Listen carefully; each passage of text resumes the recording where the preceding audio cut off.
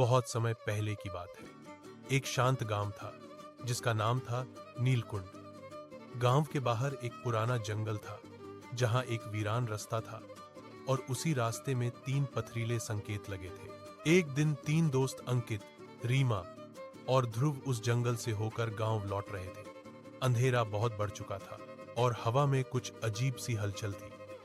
जब वे पहले संकेत के पास पहुंचे, उस पत्थर पर लिखा था, जो पहली पग पर झुकता है वह अपना गौरव खो देता है। तीनों रुक गए। अंकित बोला, कोई बात नहीं, हम आगे बढ़ते हैं।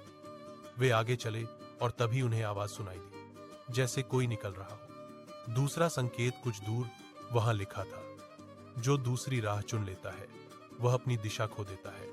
रीमा घबराई, हमें वापस जाना चाहिए। ध्रुव ने कहा, ना, नहीं डरकर कैसे आगे बढ़ेंगे। वे आगे बढ़े।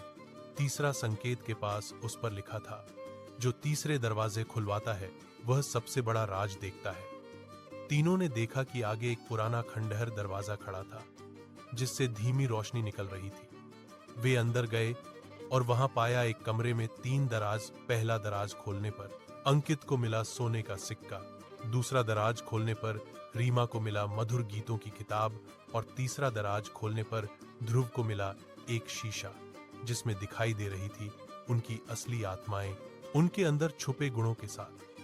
तभी कमरे की दीवार पर एक आवाज गूंजी, तुम्हारी परीक्षा पूरी हुई, तुमने जो खोया वह वापस पाया, जो छुपा था वह सामने आया और जो चुना वह तुम्हारा स्वाभिमान बन गया।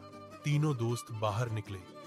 जंगल से बाहर वे अब भय से नहीं, आशा से लौटे और गांव में सबको बताया कि कभी कभी 3 संकेत ही आपके अंदर की यात्रा का मार्गदर्शन करते हैं।